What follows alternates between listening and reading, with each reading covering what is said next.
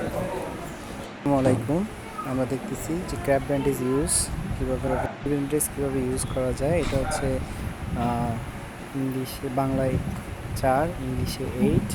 এই পদ্ধতিতে যাদের হচ্ছে ফ্ল্যাট ফিট আছে বা হচ্ছে যাদের হচ্ছে ফুড ড্রপ আছে মূলত, এবং হচ্ছে আপনার যারা স্পাইনাল কর্ড রোগীতে আক্রান্ত হয় তাদের ক্ষেত্রে অনেক সময় আমাদের ডরসিফ্লেকশন হয় না।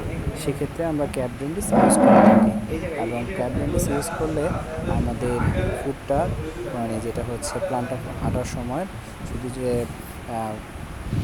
প্লান্টার ফ্লেক্স হয়ে থাকবে না, তাহলে তার হাঁটতে সুবিধা হবে।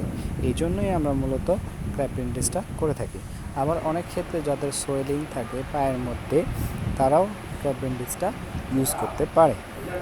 তো সবাই দেখেন কীভাবে ক্র্যাপ ব্যান্ডেজটা ইউজ করা হচ্ছে।